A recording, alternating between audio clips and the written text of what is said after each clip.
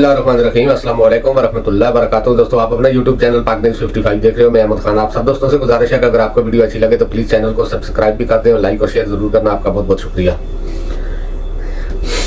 सबसे पहले तो बहुत ही अफसोस हुआ है, बहुत ज़्यादा अफसोस हुआ है कि जो कल हमारे फौजी जवान दहशतगर्दी में शहीद हुए हैं तकरीबन 14, वो बहुत कीमती असासा थे पाकिस्तान का भी और पाकिस्तान फौज का भी। इस पर बहुत ही ज़्यादा अफसोस है।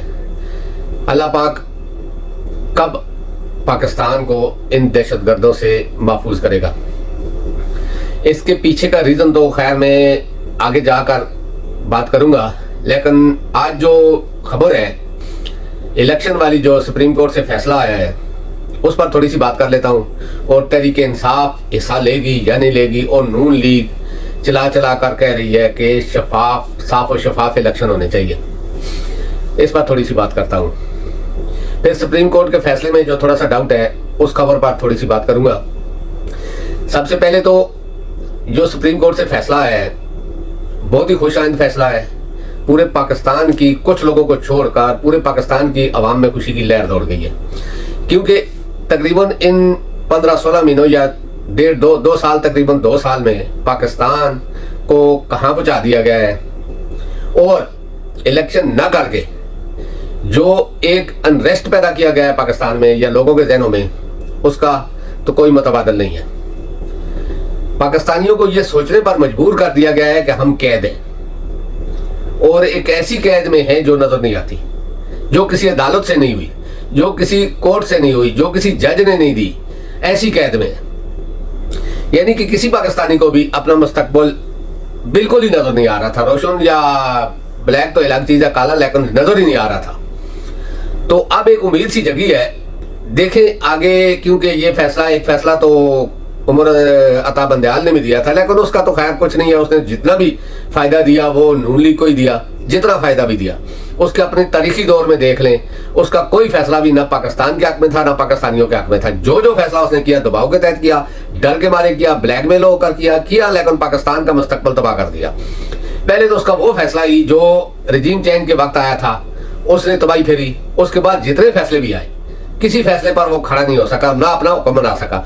हो सकता है कि उसके ऊपर ज्यादा प्रेशर हो, काजी फाइज के ऊपर ना प्रेशर हो, या कोई ऐसी अंदर की बात हो जो अभी के चीफ जस्टिस के पास हो लेकिन पहले वाले के पास नहीं हो, या पहले वाले से जबरदस्ती करवाया गया हो। क्योंकि लास्ट की जो 1-2 मुलाकातें थी उन्होंने बहुत शकूक शुबात पैदा कर दिए थे जस्टिस उमर अता बंदयाल के साथ। तो मेरा कहने का ये मकसद है कि अगर फाइज ईसा साहब समझते हैं, क्योंकि अल्लाह पाक ने उनको इस वक्त पाकिस्तान में सबसे ताकतवर जगह पर बैठाया है, और ये मौका बार बार नहीं आता, और उनकी मुद्दत जो है वो भी थोड़ी है। लेकिन अगर जिंदा रहना है और जिंदों की तरह रहना है तो फैसले भी अटल देने होंगे। क्योंकि इनका अदेबिया पेपर मिल का केस जो है वो अभी तक एक मामा बना हुआ है कि जिसमें हर सबूत शरीफ फैमिली के खिलाफ जाता था, हर सबूत। यानी कि ऐसे सबूत थे कि रद्द कर ही नहीं सकता था कोई उस केस को। लेकिन काजी फाइज ईसा ने उस केस को ही खत्म किया, और ऊपर से यानी कि मीडिया पर भी पाबंदी लगा दी कि इस केस को डिस्कस नहीं करना है। तो वो केस उधर दबाया गया। हालांकि इसहाक डार ने जो चीजें उस केस में दी थी, यानी कि कोई पेपर दिया था कि ये इस तरह का है, या इस आदमी का अकाउंट खुला है, फलां बैंक में खुला है, या इस जगह पैसे ट्रांसफर हुए, इस तरह पैसे गए, सारे सबूतों के साथ वो चीज साबित हुई है। लेकिन केस खत्म हो गया, क्योंकि एस्टेब्लिशमेंट और काजी फाइज ईसा उस वक्त एक फैसला देने वाले बेंच के सरबराह थे, तो उन्होंने वो फैसला दिया और केस खत्म कर दिया। अब काजी फाइज ईसा साहब ने ये फैसला दिया है इलेक्शन वाला, बहुत अच्छा फैसला है, हम अप्रिशिएट करते हैं इसको। लेकिन इसमें थोड़ा सा डाउट है। एक तो ये कि इस फैसले में ये नहीं कहा गया कि पाकिस्तान की हर जमात को इलेक्शन लड़ना होगा और लड़ने की इजाजत होगी, और खास करके जो सबसे बड़ी पार्टी है उसको इलेक्शन से बाहर नहीं रखा जा सकता। अगर वो ही लड़ नहीं सकती इलेक्शन, उस पर ही इस तरह का प्रेशर है जिस तरह अभी ये कर रहे हैं। जिस तरह असद कैसर को भी गिरफ्तार कर लिया गया, कोई बहुत पुराना केस निकाल कर, इस तरह के कामों में तो शक तो होगा। और दूसरी साइड में नून लीग चला चला कर कह रही है कि साफ और शफाफ इलेक्शन होने थी। उनकी नजर में जो साफ और शफाफ इलेक्शन होते हैं वो आप समझते हो, जिस तरह नवाज शरीफ को लाया गया या इस तरह का, वो इन लोगों को कह रही है जिन्होंने लाया है। तलाल चौधरी ने कल शाहजेब खानजादा के प्रोग्राम में परसों एक बात कही थी कि साफ और शफाफ इलेक्शन होने चाहिए, और शाहजेब खानजादा ने उसके मुंह पर यह बात कही थी कि अगर साफ और शफाफ इलेक्शन हुए तो तुम किधर नजर आओगे, तुम्हारी पार्टी किधर नजर आएगी। यानी कि ये तो इनको डर है, और यही डर सच भी है, ये सच्चाई है, इससे मुंह नहीं मोड़ा जा सकता।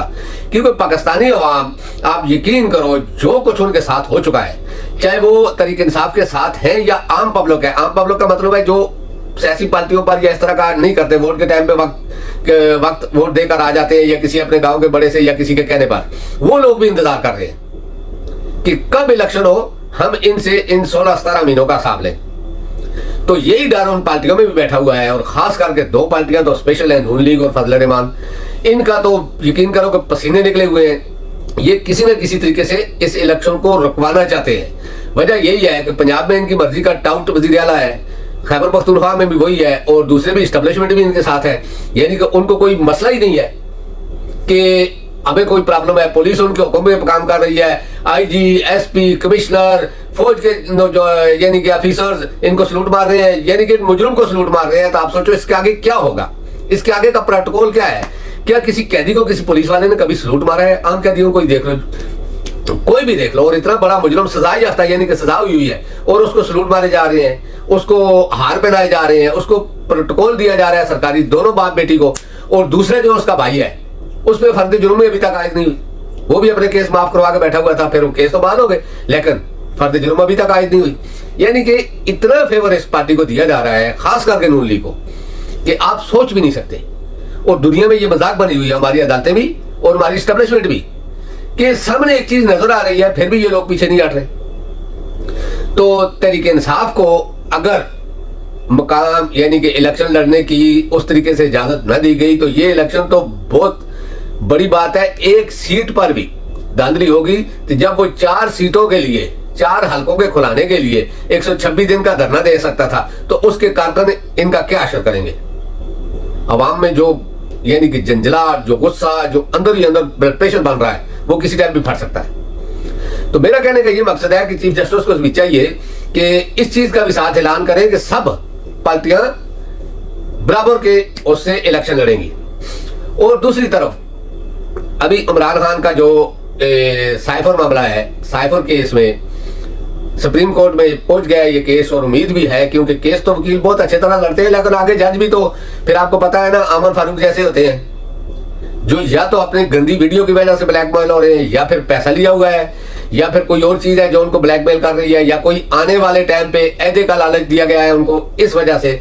और जो स्पेशल खसूसी अदालत है वो भी इसी तरह के काम कर रही है। तो इंशाल्लाह उम्मीद है कि सुप्रीम कोर्ट में फैसला तो ठीक होगा, अगर नहीं होगा तो फिर अवाम ही फैसला करेगी, क्योंकि फिर अवाम ही बच जाती है ना, और तो सुप्रीम कोर्ट के बाद तो कुछ नहीं बचता, क्योंकि सामने नजर आ रहा है कि ये केस पहले तो बनता ही नहीं था, अगर बनाया गया था इसमें है ही कुछ नहीं, ये तो दूसरे दिन ही जमानत होनी चाहिए थी, लेकिन नहीं हुई।